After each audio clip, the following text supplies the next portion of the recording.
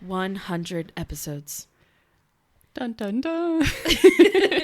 2 girls, 1 dream." That sounds terrible. Hi, everybody. Welcome to Astoria 100. Yeah, this is our 100th episode. Woo, woo, woo, woo. Woo, woo, woo, woo. We made it far. We have. Wow. It's been 2 years of recording. That's wild. I know, it is. And it's been so fun. It has been. So, we're doing something fun today to bring it back to our roots. Yeah, we're taking it way back. All the way back to 2021. You know, that time. The underwater era. Yes, where we had tiny little microphones. I think we had them on like a little stand, but they were like 5 feet away from us. Yeah, because I think the first episode I remember we were in when we were living at the apartment. Yeah. We were at my table, my dining room Yeah. table, and Layla and Harley were just going crazy the entire time. We didn't have anyone to watch them, so we just had like 2 puppies playing in the living room, and you can hear them barking. Oh, yeah. I re-listened to episode 1, and I was like, oh, wow. You can literally hear them going. Yeah, and I could not stop rambling. I was like, what the fuck is wrong with me? I think because I was so nervous, and I had already had like 3 drinks. Yeah. I was feeling it. Well, it's hard to like get into the swing of it. Like, I remember the first episode just being like, whoa, this is so weird. Yeah. But now that we've done 100 episodes, like it feels, we got the hang of it a little bit, I think. We may not have a catchphrase still, but that's fine. And we may still do our intros in a funny way, but that's just us. That is us. So We're quirky. We're so quirky. So anyway, if you were to go back and listen to episode 1, you would definitely hear the difference between this one and this one. This one and that one. Jamie gave me wine and it's 1:40, so. Yes, so that's why I decided to take us back. It is 1 p.m. We haven't drank in a while since we've like recorded. Yeah. Like it's been a long, long time, so. So that's why I wanted to surprise it. That's the surprise. Yes. I see. I almost forgot it at home. And I was like, well, shit, I need to turn back. So we did the same topic today, but this time on purpose. Yes, so we are covering the Titanic. Once again. Oh. So that's what our episode 1 was on, was the Titanic. And so we decided, let's redo it a little bit. Add some fun things to it. Go over some of the stuff we already talked about. This time there will be, hopefully, no dogs in the background. Yeah. We don't need to introduce ourselves to the extent that we did. Oh, yeah. So we met in daycare. Oh, my God. And then we, like, talked about our entire, like, college journey. Yeah. Anyway, you got to really know us then. But now we've grown. We've matured. You should already know us by this point, hopefully. If not, then hello. I'm Jamie. Oh, yes. And I'm Kylie. You see, 100 episodes, we still don't say our names sometimes. This wine literally tastes like grape juice, so we're going to be drinking this bottle real fast. Oh, the red is one, or sorry, Black. The black is one of my favorite. Yeah, it's a good one. It is. It's very sweet. Yeah. I like it. So we are doing that. All right. Should we get started? Yeah. Oh my gosh. All right, everyone, buckle up. We're going down to the ocean. I didn't realize how many notes I wrote until I got to the very end. And I was very surprised. I was like, damn, there's a lot more than I thought. Because I was, Kylie and I were just talking before this about looking at our old notes. Oh my God. And mine were just bullet points, just random bullet points that weren't even in order. And How did you read them? I don't know. I really have no idea. I think because I did my notes like right before we recorded the first time, it was so fresh. Yeah. That like I just went off of like what I was remembered and the bullet points that I made. But I was so confused going over them again. I was like, I can't even use any of these. So I literally had to redo all of my notes and kind of went back and forth every now and then just to like kind of see if they were similar or the same. Mm-hmm. Didn't you make your notes on, weren't they in a notebook? Yeah. Your OGs? Okay. Yeah, which I still love doing that, but after Remy destroyed one of my notebooks for a book that I'm writing, I was very sad. Aw, that is sad. I mean, it's still together, but like a good part of like the binding part of it is just destroyed. Some of the pages are just ripped out. I was so mad at him. That sucks. Yeah, my notes were also kind of like that. Like, I literally wrote weird facts and then put like a bunch of random lines and an arrow. And then, like, the Titanic movie. So it was just, yeah, I think at that point I was just like, I have no idea what I'm doing, but I'm just going to write down random shit I see on the internet. So I think we've gotten a little better at that. Yeah, I have to say my whole vibe of, like, how I've constructed my notes and just pretty much have, like, progressed my information has improved significantly. Mm-hmm. It's like once you find your rhythm. Yeah. But do we want to share our sources and then we'll start with you? Mm-hmm. Sweet. So I got mine. I got it from several different websites. So I got a big one was the Titanic & Co. website, the Titanic Disaster Victim Recovery documents, and from the Paperless Archives website, and from Grace's Guide website and the Titanic Inquiry. So there was a lot of information on there. They even had like a survivors list, but because you're going to cover like parts of that, I decided not to look at that. There's a lot of survivors. Mm-hmm. We won't talk about all of them, but we'll talk about some new ones. So, where'd you get yours from? Marine Insight was a big one. Had a bunch of information just like about everyone who was involved in it and everything. Yeah. National Archives and History.com had a whole like area about different discoveries that they found, and then ListVerse was a website that had everyone's information. So that I wrote down. So yeah. Cool. All right. Fun. All right, so let's get back into it. Back into our ships, everybody. All right, your captain is taking off now. Captain Jamie here for duty. Okay. I'm sorry. To start off the ironically nicknamed the Unsinkable Boat, aka the Titanic, we have to cover where this idea came from. So we are jumping right on in. I feel like that's exactly what you said the last time. I don't know, probably. Cute. So the idea of the line that would later on to create the Titanic was founded in 1845. So founders were John Pilkington and Henry Wilson. Just two Liverpool citizens wanting to create something unique and to make some money off it. Because Two boys with a dream. Two boys with a dream. There we go. Just like us. Sorry, keep going. So I could go back into like these stories of the men, but I'm just going to keep it short and on track because then we don't care about them. Oh my God. Kidding. So they started off as two shipbrokers. So that's how we're going to start them off. Okay. So together they created the White Star Line. They sailed to Australia to provide service for those seeking gold, and even North America to provide their services as shipbrokers. In their early years, Pilkington and Wilson, they actually leased their ships because they couldn't afford to purchase them.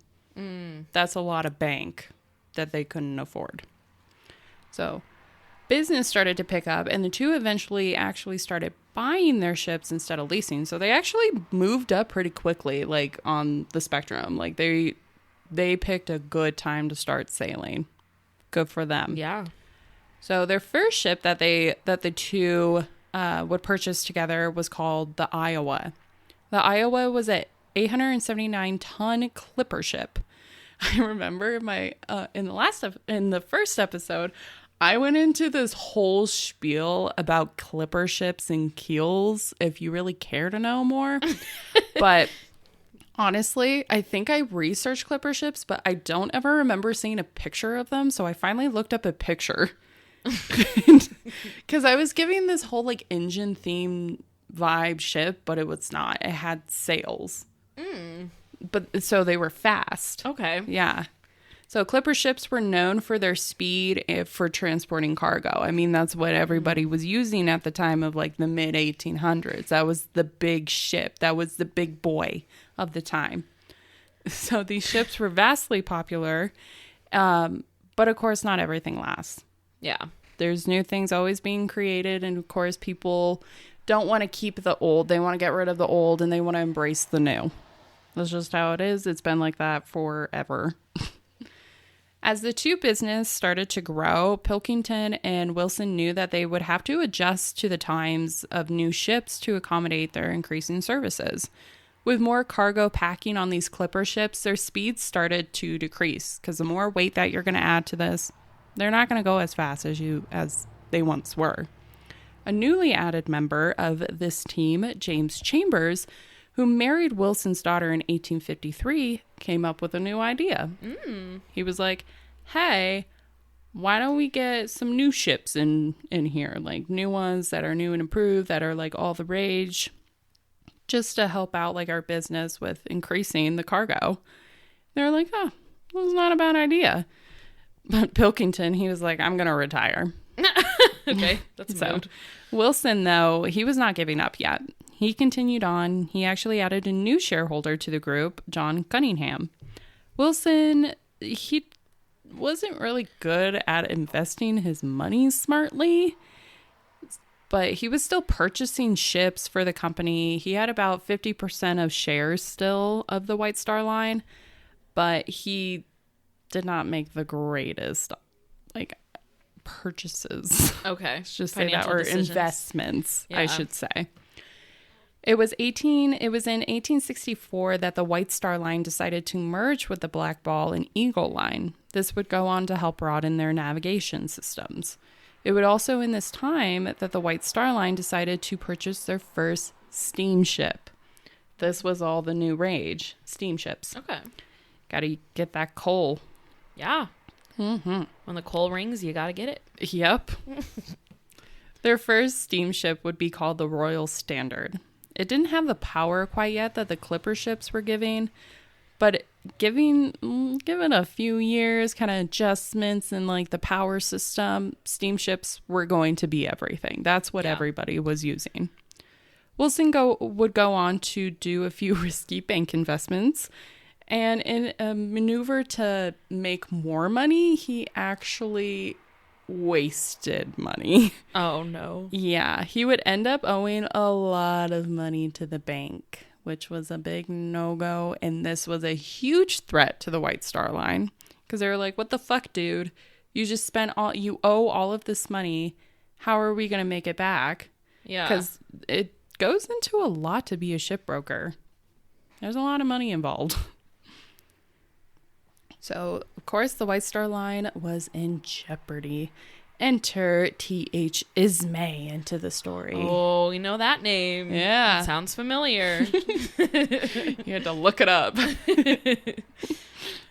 So, seeing Wilson's company that was doing pretty well for the Australian trade, decided to swoop in and purchase the White Star Line. Ismay would go on to turn the company into something much larger than what I'm sure Pilkington and Wilson imagined. So he pretty much was like, get out of here, Wilson. I'm in charge now. I'm the captain now. Ismay decided to use larger ships from this point forward. Wow. Yep. Ismay would also combine the White Star Line with a new partnership with the name of Oceanic Steam Navigation Co. This would be the beginning of steamships that would fall under the White Star Line. Some popular ships that would fall under this company during the time were the OG Oceanic, the Britannic, the Olympic, the Atlantic, the Germanic, the RMS Majestic, the RMS Teutonic, and let's not forget the boat of the hour, the Titanic. What's that? I never heard of that one. Oh my God, let me tell you. Wow. Of the largest, the top three were the RMS Titanic, the RMS Olympic, and the Britannic. What? Woo! T.H. Ismay would die in 1899, but his legacy would live on with his eldest son, Joseph Bruce Ismay. He is the big guy. He would be the chairman of the White Star Line at the time of the sinking of the Titanic. So everything would fall on this guy. Little did he know. So now that we have dug a little into the past of the line and what started it all, let's get into the ship that gave us the cinematic masterpiece to some and a new tourist site in the ocean. Is that too soon? I don't think so. We've given it a couple months. This is the first time, like, I know we'll probably talk about the submarine thing later, but that was when I realized how many people didn't know the Titanic was real. You're kidding me. A lot of people think it was just a movie. You're kidding. Like Gen Zers on TikTok were like, wait, the Titanic's real? You're kidding. No. I hate our education system. I really hate it. I was very shocked by the amount of people I saw that were like, I just learned that Titanic was real. I hate our generation. Yeah. Why?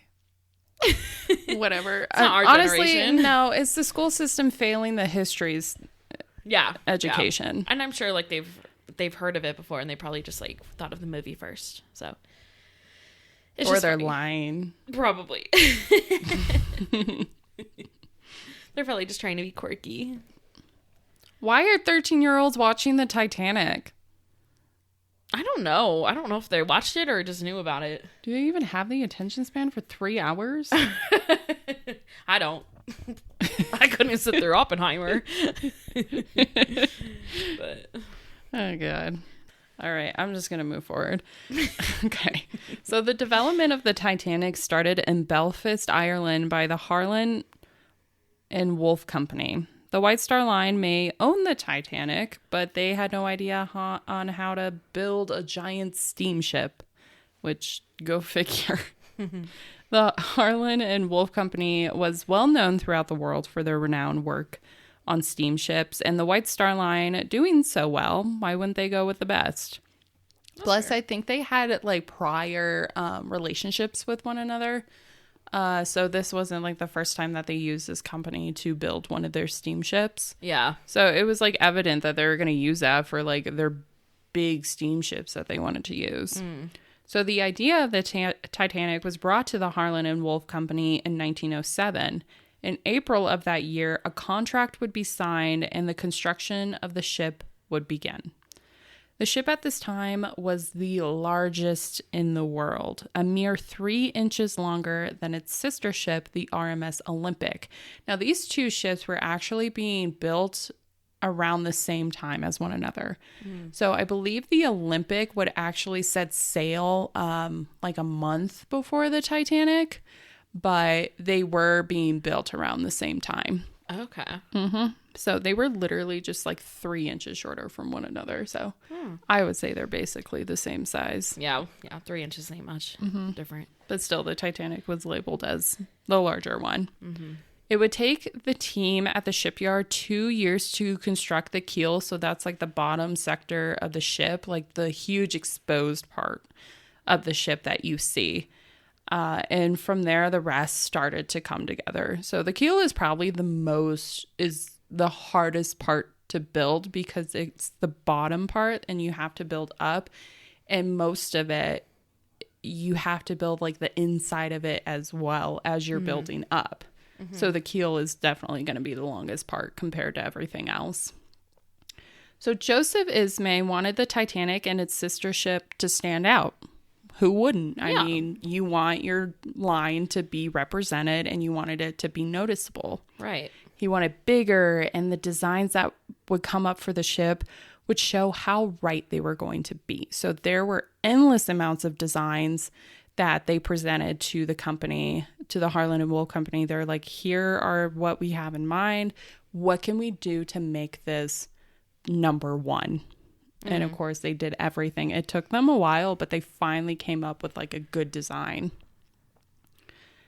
So because Ismay wanted such a large ship with a massive keel, the Harland and Wolff were a bit over their heads on how much time and people they were going to need to build the Titanic and the other sister ships. At one point, they had 14,000 employees building the keels and other parts of the ship. Jeez. Of like the two. Yeah, it was wild. They spent a lot of money on labor. Probably not that much. Excuse me, because they were not getting paid that much. Yeah. That sucks. Yeah. Labor laws did not exist. So the Titanic would come out to be 882.9 feet in length, 92.6 feet wide, and its height from bottom of the keel to the bridge was 104 feet. This ship was massive, but also very, very heavy. The frame of the Titanic would come to weigh at 70 tons by itself, but it would increase to 73.5 tons when the engines and shafts started to be added. Everything else started to be included. I'm sure it was much heavier than 73, but the anchor itself weighed at 50 tons too. So this thing was a beast. I don't know how it floated on water. Yeah, Beats me. That doesn't make sense to me. I don't know. Even cruise ships now, I look at them and I'm like, how? How is that happening? I have no idea. It's so weird. It blows my mind. Yeah. I would have thought it was sunk, but whatever. Yeah. To get this big bad boy moving, they needed a lot of power. To get this power, the bottom sector of the ship, so like the bottom deck area, would have 29 boilers and 159 furnaces pumping to get this thing going. So they were, the use of coal was very big for these machines at the time. That's why they're the steam ships and they have the little funnel things on top, which I'll kind of get into. But I don't know how they navigated it between or how it went up. I don't know that information. I don't work on boats. I'm sorry. That's fair. So the Titanic and Olympic were too big to test in the river in Southampton, so the company had to revise where they were going to test the ships.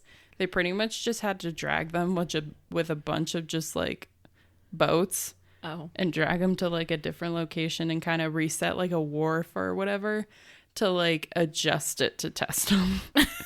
They had to like go out of their way to make this work. Wow. A fun fact about the Titanic, so I have a fun fact. Okay. Is that the 4 tunnels that you see at the top of the ship? Yeah. They were to release the steam that was coming from like the furnaces and the boilers. But only 3 of them were of use. Oh. The 4th one on the end was only there for like design and like balance of the ship. Huh. Yeah. It just was there. Yeah. Okay. So one of them wasn't even used for anything. It was just there. Same. That would be me. It'd just be there. So let's get into the interior of the ship. I don't think I spoke about this last time. Or maybe briefly. I don't think you did. No. I listened to it today, but I don't remember. So I don't know. I don't know why I didn't look into it that much. So I am going to get into that now. Okay. So starting from top to bottom. So of course, the top of the boat is called the boat deck. I put boat desk. Why did I do that? Why didn't it correct me? Whatever. So the boat deck, where employees and some of like the super wealthy were allowed to go on to like the very top. Oh, okay. You didn't have like how like now in the cruise lines, like you can just hang out in like the hot tub on the top of like the boat deck. Yeah. No one had that privilege. You were literally like, you would chill on the balconies and that's pretty much it. Okay. Yeah. Which is kind of sad, but it is what it is. So only employees and some rich. There was also the quarters for the captain that were located on the boat deck, also with the 16 lifeboats that would be held there. Spoiler, that's not enough. Yeah, no. Then why did I put desk again? Desk. The next deck was the promenade deck. This was an area for the super wealthy people. You were not seeing a third class Leonardo DiCaprio in here. Hell no. Nah. So this included a lounge room, a smoking room, a writing room. There was a palm court, an elegant dining hall, and a few cabins for the most wealthy of guests. So I'm assuming there weren't like a ton of people on like the promenade deck. I'm sure there were enough, but they were living it up. They were having a bougie ass time. They're all partying. Oh yeah, and the dining room is absolutely gorgeous. So beautiful. There was then the bridge deck. the shelter deck, the saloon deck, the upper deck, the middle deck for all other passengers except the second and third class were separate from one another. So there was just a whole deck just for the third class. And then the second class like could kind of go up and down to wherever. Okay. Yeah. So if you were poor, you were not doing so well. So the decks below these other ones would be used for cargo use and where the machinery was located. So the Titanic was pretty lavish for its time. It included new luxuries that had not been seen before. There was a swimming pool. There was a Turkish bath area, which was not heard of, which sounds interesting. There were squash courts, because that's what rich people do. And even a gymnasium, like a little gym. There were also a bunch of animals on it. Yeah. I didn't write down the exact numbers, but I remember there were 12 dogs. And then like some like roosters. I mean, people were probably bringing their animals yeah, with them it makes sense. To all New the York. Immigrants and everything. But yeah. It was just kind of funny. So only 3 of the dogs survived. Okay, so I'm surprised any of them survived. I know. I don't know how they did it. Their owner was probably just like, come on.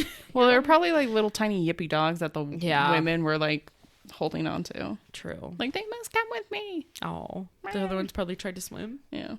Oh, God. I don't even want to think about it. I know. That's so sad.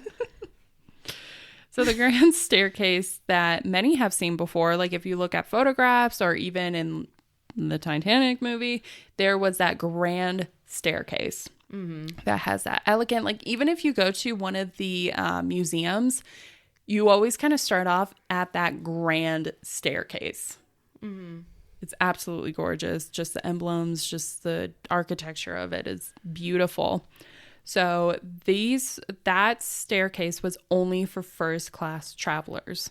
Those other travelers, the second and third class, would have to go, would be directed by stewards to go to find their rooms into lower decks. So they were not even allowed to like that area. Yeah. So it was not everyone got to see that, which is really unfortunate. Dang. So what a waste of money. Just the elite. Yeah. So, and they also didn't want like the other class passengers running in with the first class. Not right. It is what it is. Not right at all. So every room for the first class passengers was quite exquisite, from its interior design to look like the 1700s, like prime of like Louis the 16th.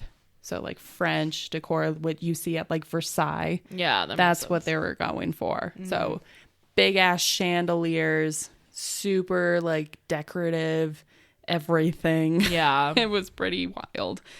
So they had very expensive meals, especially if you're eating with the captain.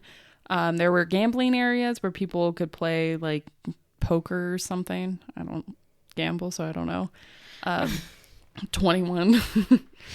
And the sitting rooms for, there were actually sitting rooms too for the first class passengers. So these sitting rooms were pretty much used for like, if they were going to do like activities for that day, that's where you meet.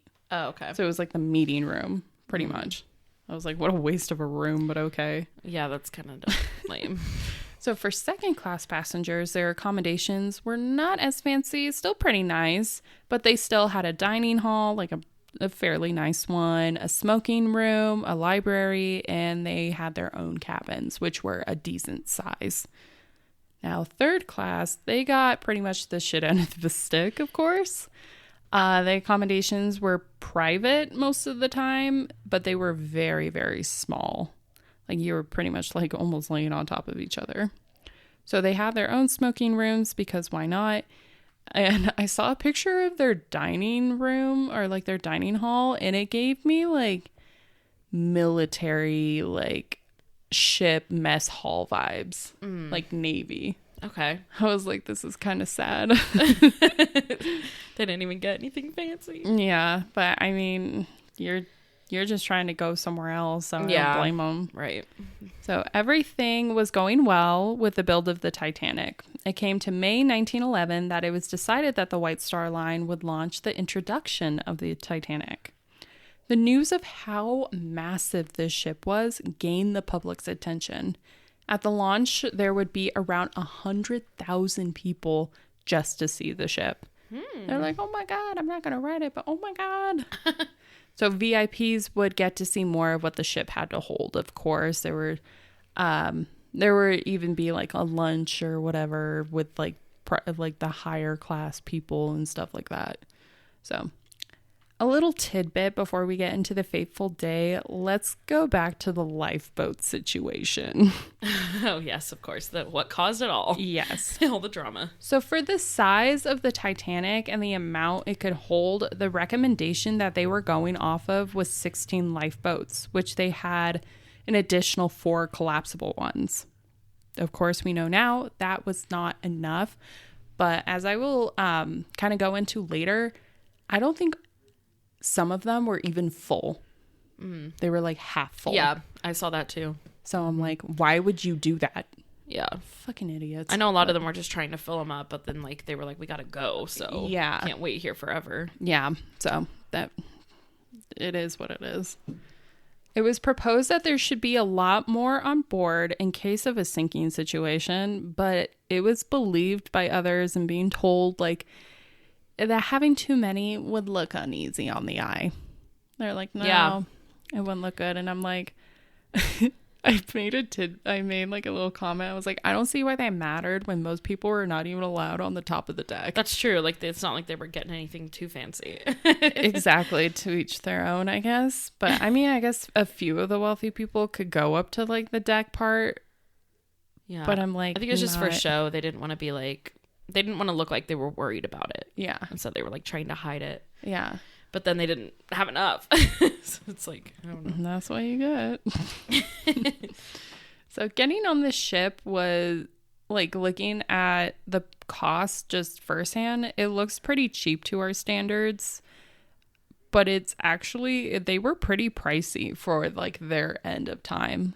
So a first class ticket cost from 30 euros to 870 euros.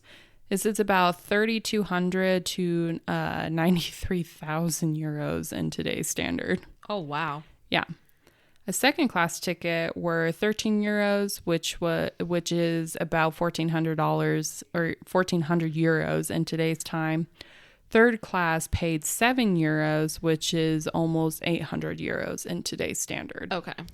So children cost 3 euros. So it was still pretty expensive, even for kids to get on board. Yeah.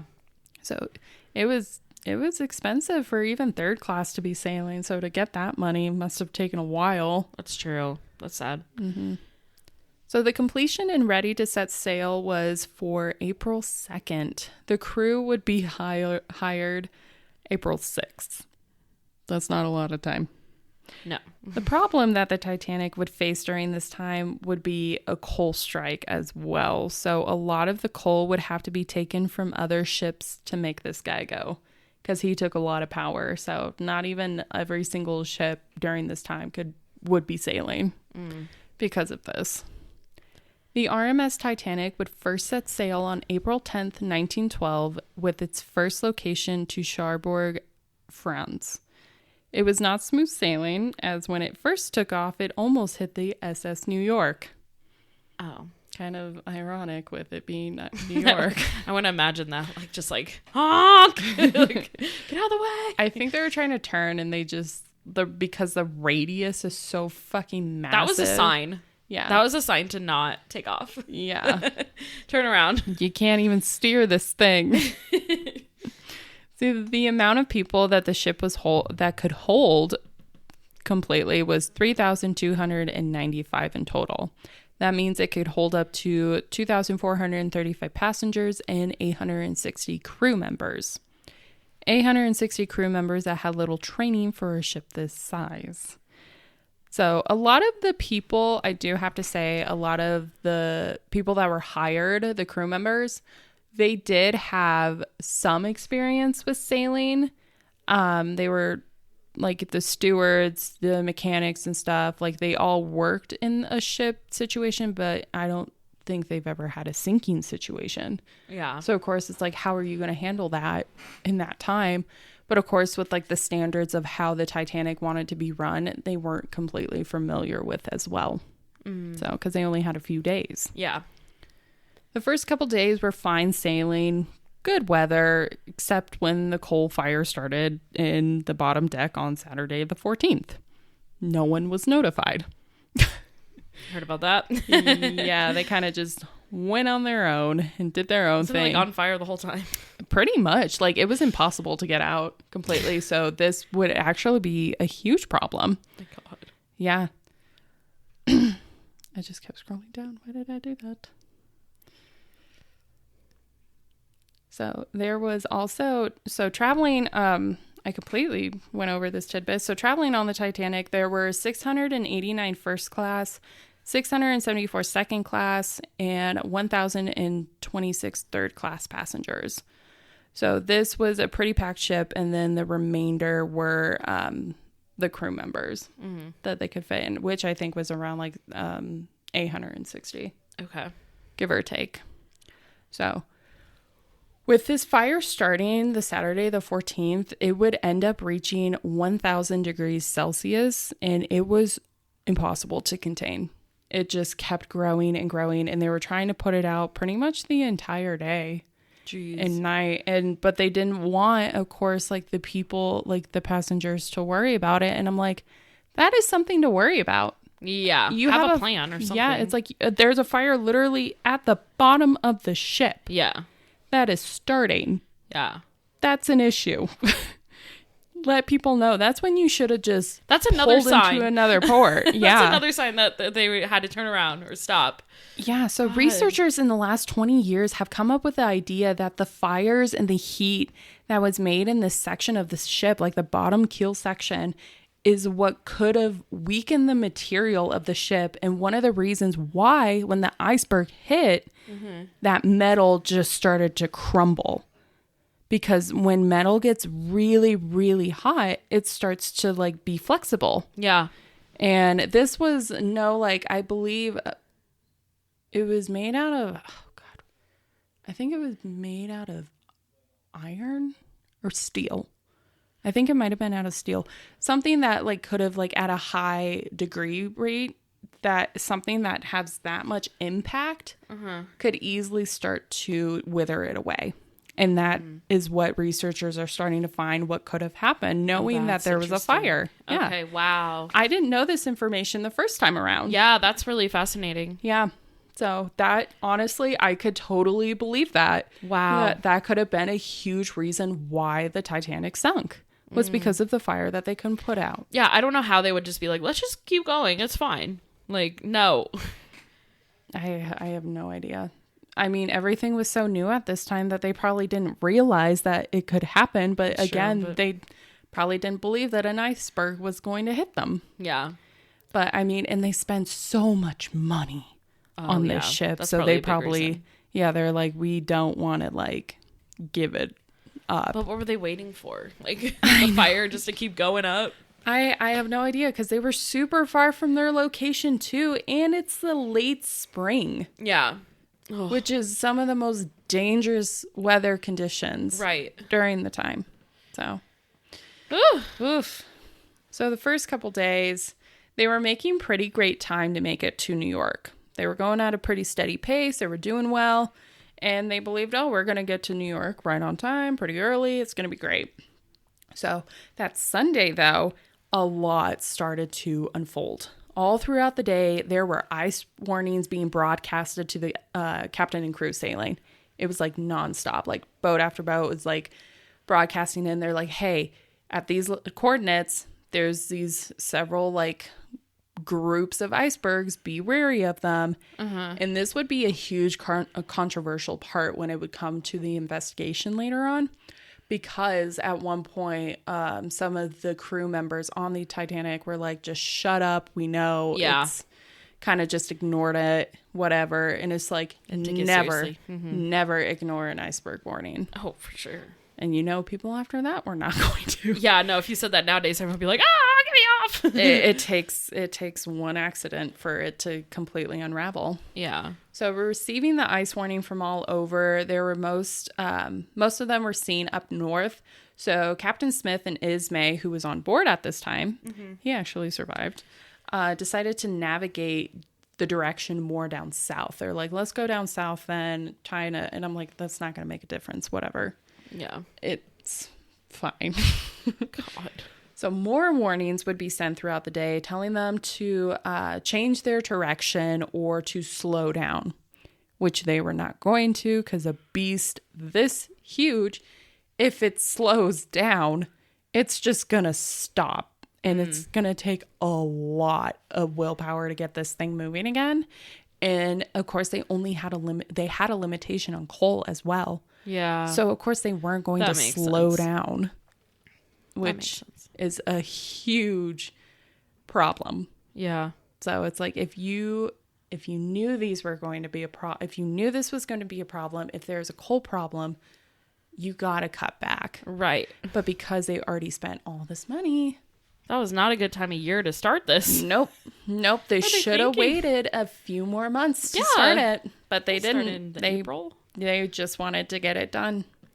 So there's so many fingers that get pointed in this, and it's just like, it's everybody's It's one fault. of those like shoulda, coulda, woulda situations. Exactly. And like, of course, we didn't know it was going to happen, but exactly. I think we just learned so much from our history now that we think of those things now. It's like, you got to take precautions. Yeah. So many of the men continue to ignore the warnings of the icebergs out there and how tense they could be. And they went through this all day and into the late evening. So at 11:40 p.m., April 14th, crew member Frederick Fleet would be the first to notice an iceberg ahead. So they were going through, they were missing some, and then there was one that was super close. And the weather at this time was actually pretty pristine. Yeah. Like, they had some fog throughout the day, but it wasn't terrible. Like, the weather was nice. But of course, an iceberg can come out of nowhere. And it may look small on top, but the bottom could be massive. Right. So they knew that, but did they know that? Well, and he was, I'm going to talk about him later a little bit, but he was like the lookout. Yeah. And they didn't have his binoculars. Yeah. And he didn't think that would be a problem. But if he would have had the binoculars, he probably wouldn't have been able to see it quicker. Yeah. I don't know if they'd be able to really avoid it much, but he like beat himself up about it. You know? I mean, they probably could have done, like, if he saw it earlier, he probably could have love tapped it. They could have love tapped it, but instead of going like straight, like, that's true, yeah, head on almost.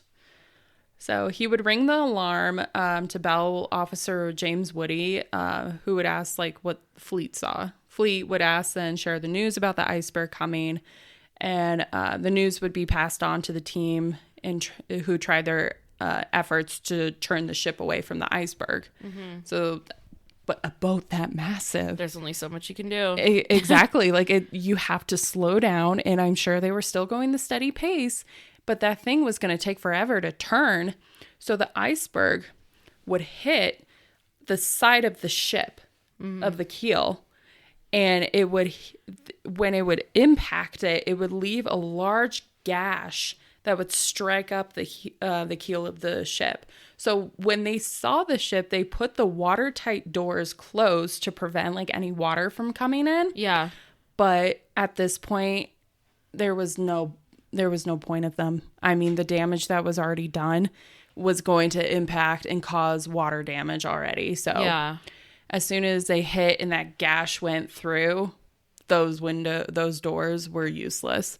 I mean, because in a normal situation, if they were to get hit by an iceberg, even just like a smaller one or something, those watertight doors would help prevent from any of the water coming in through like the open doors and stuff like that, or windows. But at this point, because the gash was so massive, it was useless. Okay. So it's like, no matter what, that they were screwed. Yeah. So I mean, I guess it kind of prevented them from going down any faster, but it still was useless. So actions were then put into order, from getting the lifeboats ready, exacting where the damage was located, and evacuating the passengers. As I said before, this was Titanic's first sail, and the crew was hired a few days prior to them sailing. So they had how to properly evacuate passengers, but a lot of them probably have never done it before. Yeah. So this was kind of new.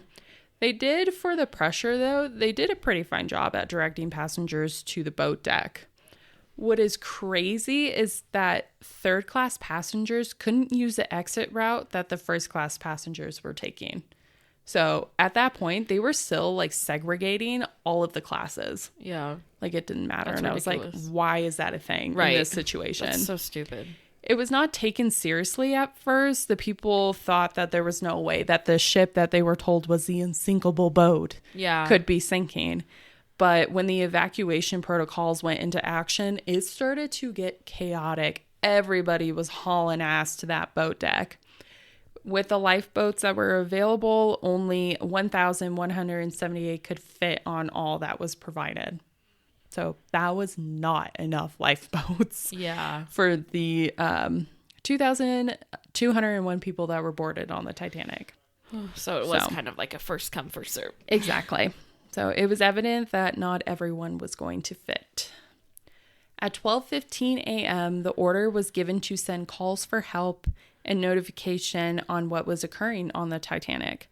The nearest vessel was the Californian. I did not mention this one the last time, and I don't know why, because these guys have a huge role in this. But they didn't take the full call as they didn't listen to the full message on what was occurring for the Titanic. So when the Titanic like message in like, hey, we're going down, help, 911, they're like, no. I feel like we did talk about this. It sounds really familiar. It was like 10, they were like 10 miles away, 50 miles. Like they could pretty much almost see, like they could barely see like the ship. So they could have helped. They could have been there. Dang. But they didn't even take the call. So at 12:35 a.m., a ship 67 miles from where the Titanic was sinking, the Carpathia, received the distress call. In a hurry, the news was brought to the captain, Arthur H. Rostron, and was told about what was occurring on the Titanic.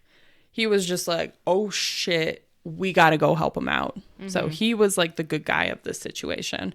So the approval was immediately given that the captain turn around and go help as much as they could for the passengers on the Titanic. It would take them about 3 hours to get to the location. So when I was told, when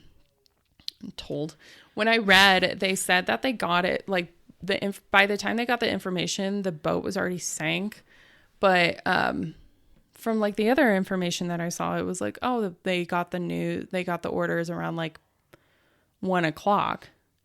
So it would still take them a while to like completely turn around and start heading back. And they were probably going at a slower pace too because of the icebergs. Yeah, they're actually prepared. Yeah.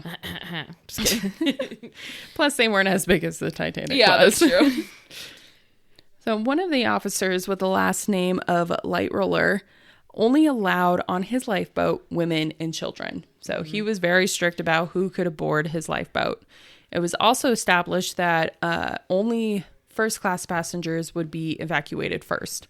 So the second and third class, as they were like freaking out in hysterics, they had to be pushed back because they had to allow the first class group to go first, which I'm like, that's so dumb. Yeah. And I'm like, how did first class people then die? Yeah. But I'm like, I guess it depends on the situation, like what they were doing. A lot of them were just partying and they didn't care. Exactly. So, which is really sad. They didn't take it seriously. So another officer by the name of Murdoch, he did not care. He let anybody get on the lifeboat. He was just like, I don't care who you are, come with me. The first and second class got priority before the third class, and they were not allowed onto the deck until 12:30, which is wild. So it hit at 11:40, and they were not allowed onto the deck until 12:30. That's insane. You would think they just want to save people's lives as much as they could. No, the class system is real. So crazy. So officers during this time of all this chaos were still, or like the crew members in the little lookout, whatever, were still trying to send signals as the ship was sinking. And so they were trying to get as much attention as they can. And they were relieved to hear that the Carpathia was on its way. They're like, oh my God, thank God. So they even shot off distress rockets to get attention to the Californian. People noticed this on the Californian. They didn't do anything. What? They thought it was just a party. Yeah. They just thought it was something fun and lighthearted. And I was like, oh my God. They just didn't want to go and help. So a quarter to one, many of the lifeboats started to be lowered, many of which were only half full, which is a huge problem in my look. Oh, yeah. Like, no. They didn't think this through, in my opinion. They were just so focused to just lower. Just panicking. They were really panicking, but it's just like you have to fit as many people, and it doesn't even matter. Yeah, if you can't find all the first class people, then look at all these people who are waiting to get on one. Exactly. Oh, look, we have room. Like, it's just so stupid. Yeah, it's very unfortunate and very frustrating. Yeah. In this time, more ships started to reply, the Olympic being one and the Baltic. Unfortunately, they were super far away, so they were not able to come and help out. So the Carpathia was their best option at this point, since the Californian was of complete no use. They were useless. Fuck them. They just needed to wait it out at this point. In the lasting moments before the Titanic would completely sink, many third-class passengers would run for any available lifeboat, even the collapsible ones. Yeah. Everybody was just running in hysterics. Captain Smith would go to the wireless room and inform his men they were relieved from their position and to find a boat to leave on. Smith would be left back with many other passengers still aboard the deck. So not everybody got off the deck. It was clear that not all were going to get off the sinking ship. At 2:20 a.m., it was confirmed that the Titanic lost all connection and was now considered a missing ship. This immediately became worrisome. At 4:30 a.m., the Carpathia would arrive on scene to where the Titanic was now sailing. Was it until 4:30? Yeah. Oh my God. Yeah, so the ship was completely sunk at this point, and just people waiting on the lifeboats and in the water. So many people had hypothermia. Mm-hmm. As soon as they arrived, the crew moved into motion to save any that they could from the water into the lifeboats. They would rescue 705 from the lifeboats in sea. That's not a high population. No. I mean, for there being 2,200 people and only that's saving not even half. 700. Yeah. It's really sad. The Frankfurt, who received word about the Titanic sinking, would tag alongside the Carpathia to find any survivors in the water. So it wasn't just the Carpathia. Mm-hmm. The Carpathia, though, on their way, instructed crew members to prepare for the disaster. So they're like, go get your blankets, go get those supplies, any rooms for the passengers. They retrieved everything that they could, picking up the survivors, and they immediately set sail to New York. They're like, we have to get somewhere better to give these people proper care. Yeah. Mm-hmm.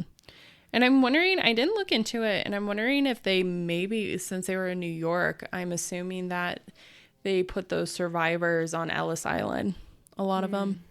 That could be it. Because when we covered Ellis Island, that's where a lot of people who were like sick and stuff, they actually had infirmaries for that. So I'm assuming that. Where exactly did it wreck? I had the coordinates. It's literally like in the middle of the ocean. So they weren't even close. No. I mean, they were probably out by like 2 or 3 days. But it took them forever just to find the ship. Yeah. In the 80s, that I'll cover, but. So they really were just like smack dab in the middle. They were not anywhere close to land. Especially with like where the icebergs were located and whatnot. Yeah. So it's really sad to just know that like they had no chance. I mean, if you were not, and how cold it was too. Right. It's like this ocean was freezing. So from that day on, it was then instructed for them to go find the deceased. A cable ship by the name of Mackay Bennett would move out to sea with coffins in tow. They would arrive to the site at 8 p.m. on the 20th of April.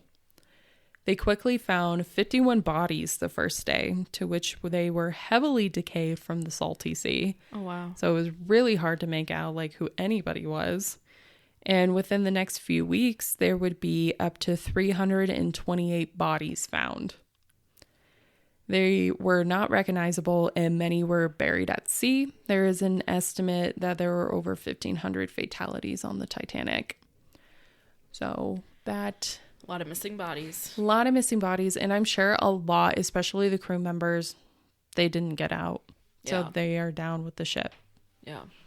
So it's only so many bodies that they found. The bodies that were brought back were transported to Halifax, where they kept the bodies on ice and cooled in a curling rink, which I thought was very interesting. Okay. At the rink, they would conduct operations like they would a normal morgue to decipher who they brought in, if they could even make any of them out with the decay. Yeah. So the following are the stats of the people lost. So male first class, 118. Male second class, 154. Male third class, 387. Women first class, 4. Women second class, 13. Women third class, 89.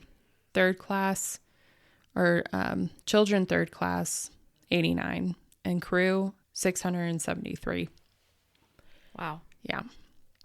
So this was not the end of the Titanic's history. It was after the disaster that the incident was brought to Parliament for an investigation on how everything happened, which rightfully so. Oh, absolutely. So a lot of pointing fingers and contradictions went on in this investigation, but it was decided that if the Californian took the protocol seriously, they would have saved a lot of lives that night. It was also brought to attention that acts be made because of the Titanic regarding governmental acts be made because of the Titanic regarding the lifeboat situation. So the Titanic was following old regulations from 1899 on how many lifeboats they needed to have. So they immediately updated regulations to be put in place to require enough lifeboats for those on board. So that capacity that there is able, you have to have enough lifeboats. Mm. So I'm like, why was that not the regulation before? Yeah, honestly. But with like the Titanic, it was so new that in how massive it was, they were just going off the old regulations from the estimated size of like prior clipper ships or even the newer steamships that weren't as big. So of course they were just going to follow that, even though they were warned, hey, you're probably going to need more. And they're like, no, we're good. Yeah, I mean, they really thought they were unsinkable just by the size. Like, So following the sinking, there were many claims brought to the White Star Line in the Oceanic Steam Navigation. So claims of suing pretty much would come up to 3,464,765 euros. That's a lot of lawsuits. Yeah. And a lot of money. That's crazy. Yeah. At this point in time, White Star Line was not looking so good. But eventually they would overcome this hurdle. But they would never be the same after this. Like they kind of struggle boated the rest of the way up into like the 30s. And then that's when kind of, especially with the invention of planes and stuff like that, it kind of just fizzled off. Yeah. So moving down the timeline, it wasn't until the 1980s that a geologist, Dr. Robert Ballard, put all of his effort into finding the sunken ship. So pretty much for like the next 80 years, people forgot about this. Or 70 years. Yeah. They completely forgot about the Titanic. It's crazy that it took so long. Mm-hmm. But like, I mean, it makes sense. But like, you know, from the perspective of not knowing much about like how boats sink, I'm like, how does it take that long? Especially when it was so big. But it makes sense. They're in the middle of the ocean, you know. But so he was completely invested in finding the ship. He wanted to be the first. So in 1981, other people were involved as well. So in 81, an expedition was launched to find the Titanic led by Jack Grimm. He followed the coordinates that were signaled, but reaching these coordinates, he didn't find the ship. Which I'm guessing it kind of like moved. Yeah. Over time, and then it found a 70 spot. years. I don't know what goes on. I have 70 years, but I said, the ocean's such a mystery. It is. I'm guessing that when it was sinking, it kind of just like floated. Yeah, for a bit, like moved a little bit. Yeah. I don't know. Or maybe like a hurricane caused it to move again or something. Yeah. I have no idea. But it wasn't where the coordinates were. So they're like, were these coordinates right then? And I'm like, well, the Carpathia found them, so I'm assuming. Yeah, it just moved a lot. Yeah. But then again, like when the Carpathia found all of them, they were away from the location of where the Titanic sunk too, because they were moving with the waves. Mm-hmm. So they weren't at the actual sink site. So that makes sense too. Okay. Yeah. It is what it is. So Grimm went on to try and find the Titanic, and he failed. He even tried a second time in, I believe it was like in that following year or that same year. He failed again. He even tried a third time in 1983, and he failed again. So Dr. Ballard started to get involved. He was like, okay, I'm going to try my knack at it because I really want to find it. So Dr. Ballard came to strategize, and he strategized that they scanned the ocean floor in a triangle of the coordinates that they were given from like the signal of the ship that day, and eventually they would find it. They're like, he was like, it's probably going to take us a while, but it's going to be in this vicinity. Yeah.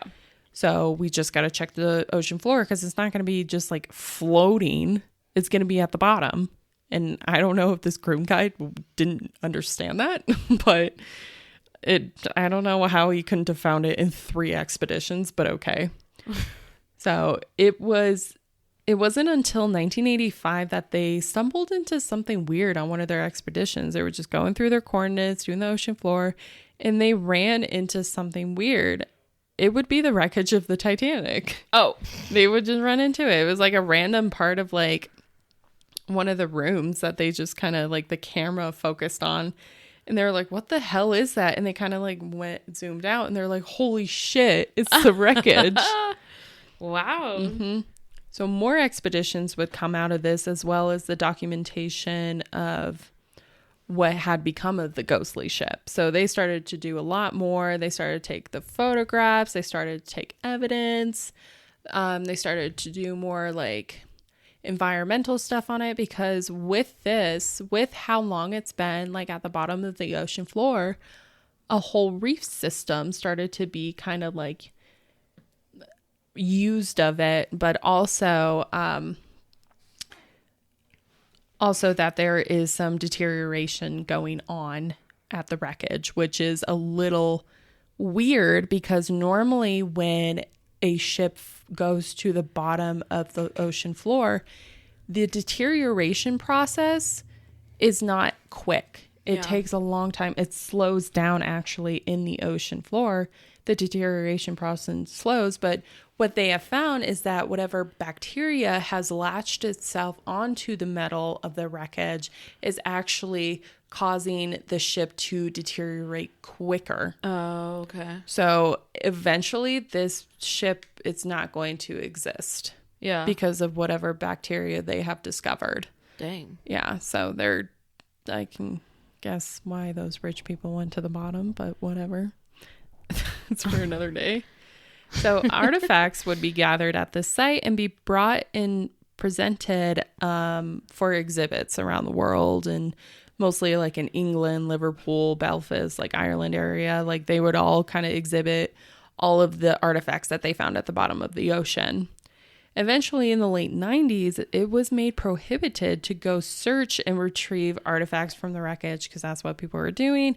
And you know how people do. They cause more harm than they do anything. Yeah. So this was causing even more damage to the wreckage. And they're like, you guys got to stop it. So we're going to prohibit it. Like, it's banned. If we catch anybody having this type of artifacts on them, you will be arrested, fined, da-da-da. Yeah. So they wanted to preserve what was left of the ship, which I 100% respect. Yeah. So there is also Titanic experiences in Belfast, Ireland. There is also they have the largest Titanic exhibit. Oh, okay. And then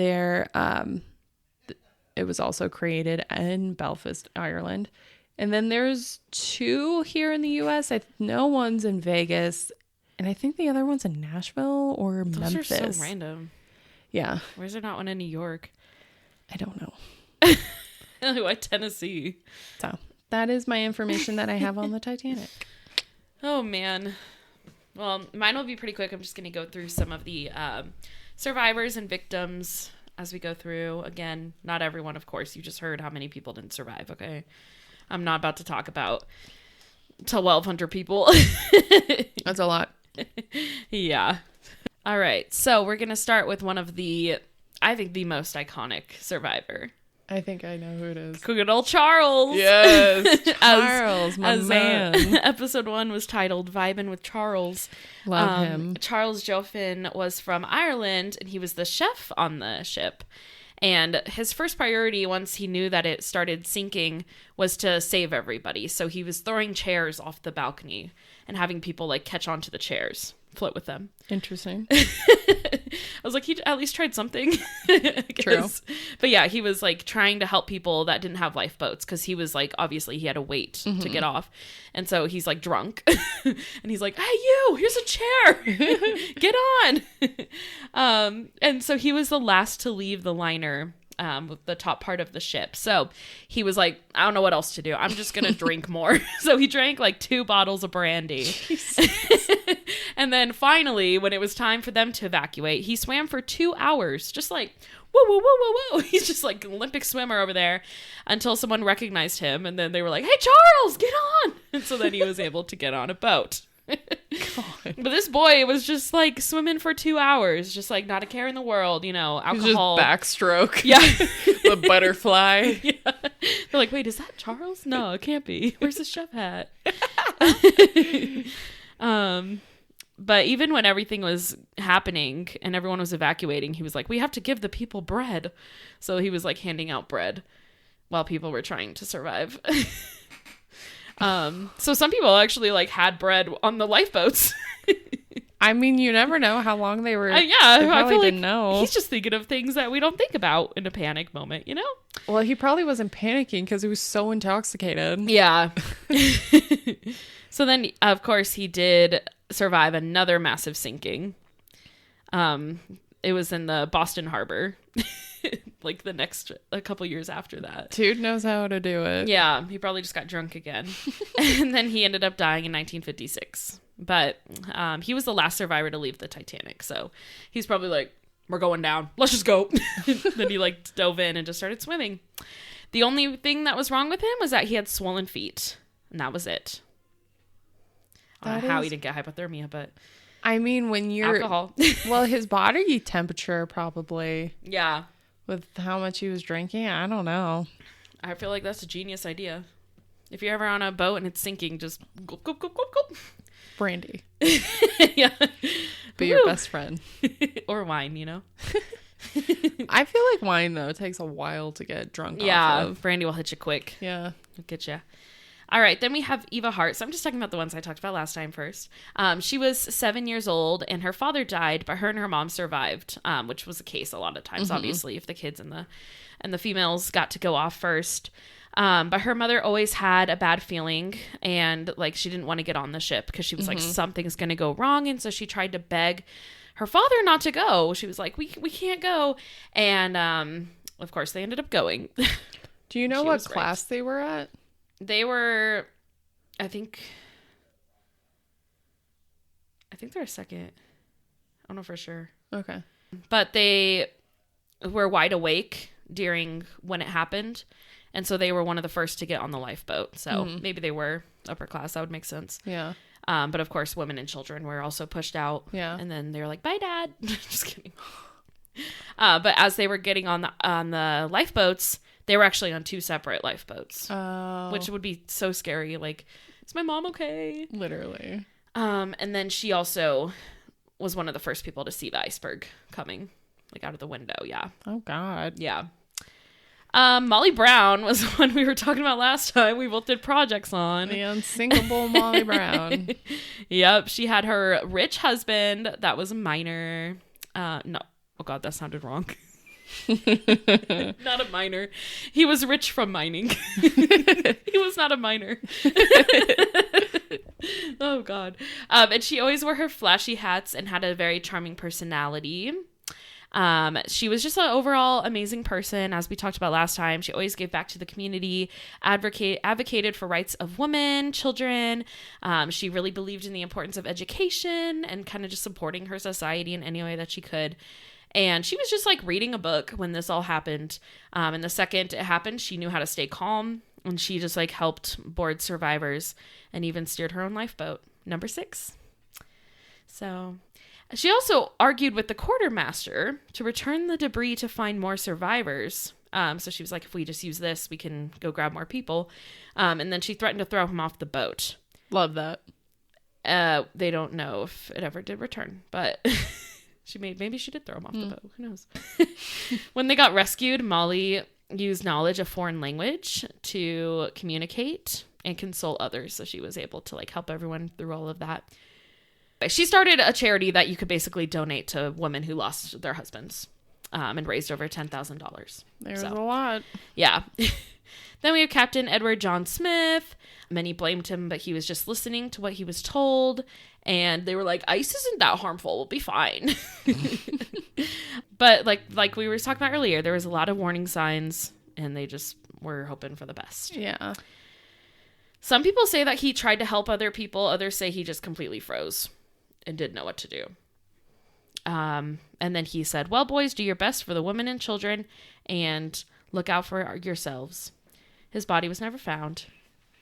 Melvina Dean is the one that was the last survivor to ever live. Oh. So she was only 2 months old, and she didn't die until 2009. So she was on it with her mom, and her brother, and they were third-class passengers. Their dad died.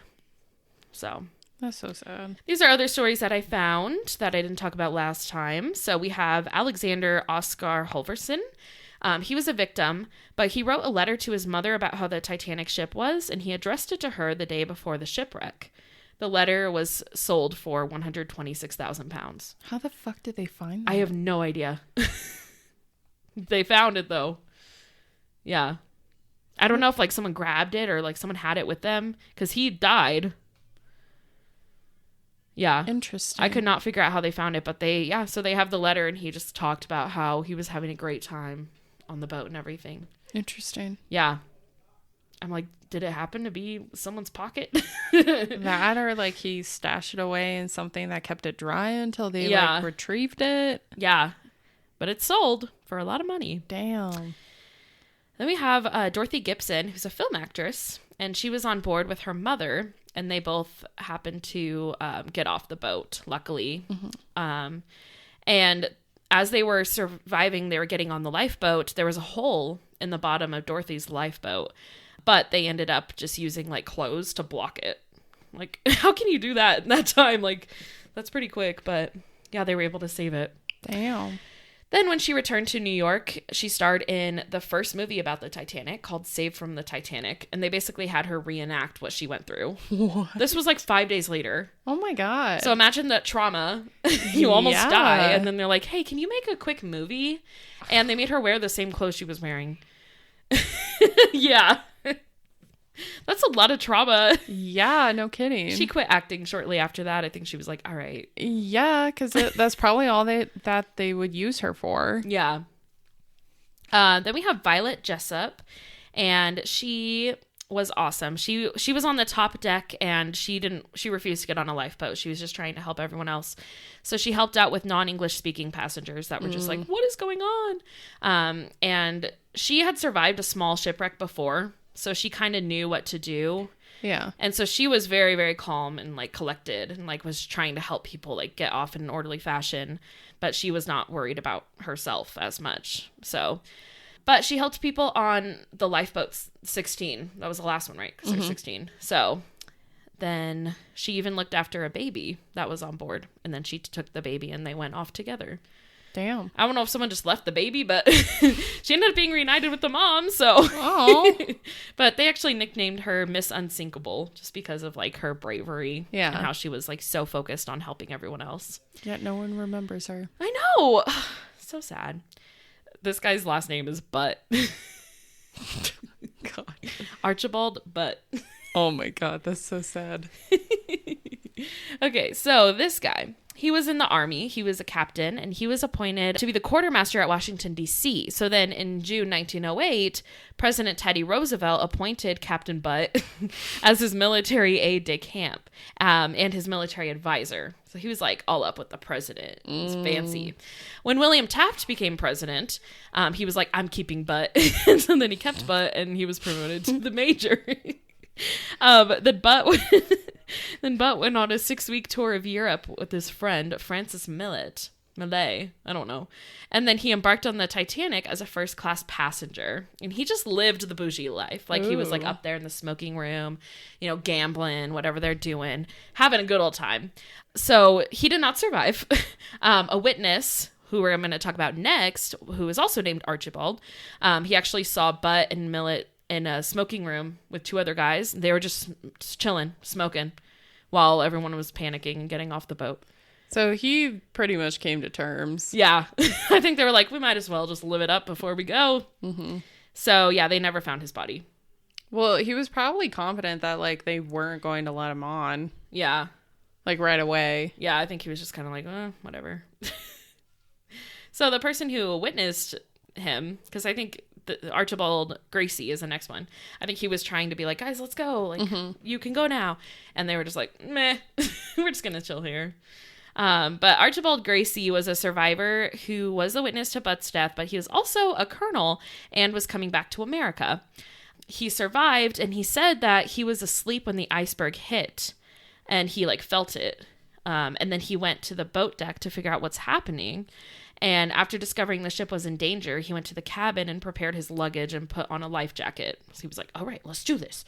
And then he actually ended up helping women get into lifeboats, and he made his way to the stern and was sucked underneath when the ship went down. Oh my God. Yeah, so then he had to, like, swim above that, which I don't know how he survived, but he did.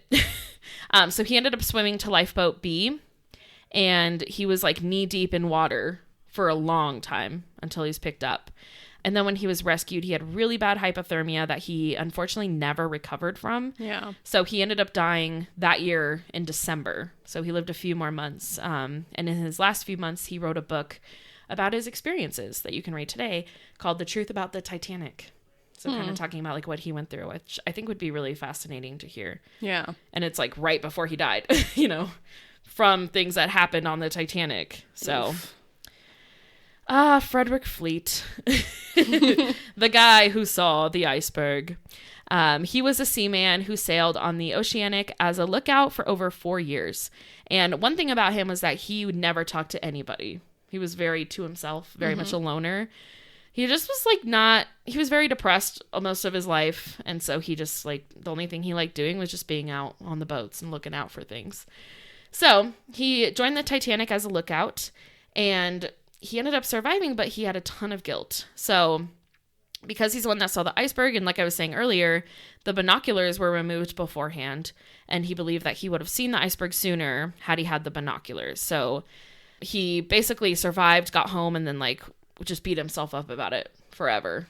He's like, why didn't I could have prevented this from happening, which sucks. Like, you know, as that job, like, that really does suck. And then after he returned to England, where he was from, he quit his job. He's like, I cannot go on any more boats. And then he started selling newspapers. Out of respect. What a change. I know. Unfortunately, his wife died in 1964, and then he took his own life a few days later. Oh my God. So, yeah, he couldn't handle it. Well, I mean, like, you spent so much of your life separate from people to, like, do your own thing, and then you probably find the one who, like, helps you through that trauma. Yeah. And then she's gone, and so you're just like, it's not worth it. Right. But that's how they knew it was an emergency, because, like, he never talked.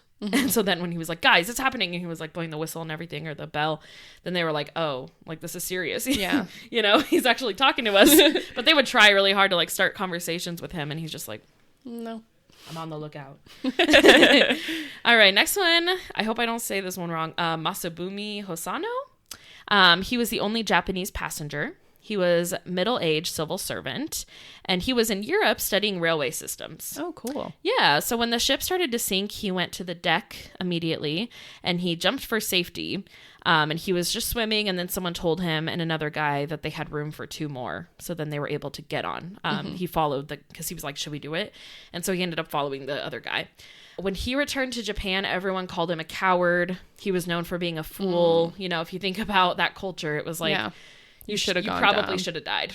Otherwise, you know, people would respect you more if you were trying to like help save people. Yeah. But he was just like thinking about himself. I'm like, guys, really? You know what you would do in that situation. Yeah. But yeah, so he was ridiculed a lot when he got home. Mm-hmm. Oh, well. I would have left. And I'll be like, well, going back to England. Then we have Elizabeth Schutz, and she was a passenger who was troubled by the smell of ice. So the night it happened, she couldn't sleep. She had a weird experience with ice before, like in an ice cave or something. What? I don't know. So I think she just like was scared of it, maybe. Like she just like had I don't know. She had some kind of weird sense going on. Interesting. But she was a governess to 19-year-old Margaret Graham.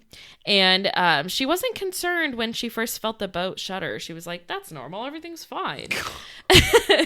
But then her friend knocked on the door and was like, there's an iceberg. I saw it and I'm pretty sure we hit it. And she's like, oh, shit. On her lifeboat, there was only 36 people, which is half as many as it could fit. Mm-hmm. And she was, of course, rescued. So, yeah, those are the tales I have. I didn't do a lot, but I thought those all kind of stood out in their own way. It's really sad to see, like, how many people actually tried to help others get on. Yeah.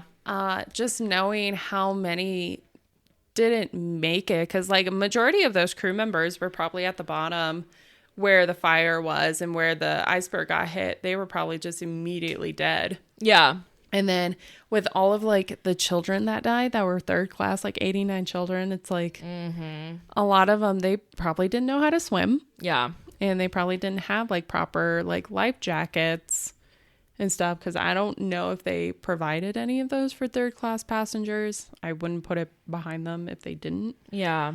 But it's just like they could have handled it so much better, but then again, like they didn't really see anything like this and they didn't expect it. Right. So to see like this massive ship go down so easily, and I'm like, just because it's bigger doesn't mean that it's stronger. Right. I mean, because of how massive the keel was, it's a huge, like, it's open. Yeah. For anything to, like, hit it and to just, like, destroy it. But the fires didn't help as well. True. And, of course, like, none of the passengers knew that before, so they didn't know about the fire, so it didn't even cross their mind for the ship to go down that easy. Yeah, I get that. It's hard being in this position and being like, come on, guys. But like, yeah, I mean, different times. And yeah, now that we've had a tragedy like this happen, of course, we learn from it, or at least I hope so. So hopefully if that ever happens again, you know, they'll be ready. Hope not. We'll just like get robots to come. Oh, AI will come save them. Oh my God. Well, I hope you guys learned a little bit more about the Titanic today. I sure did. Yeah.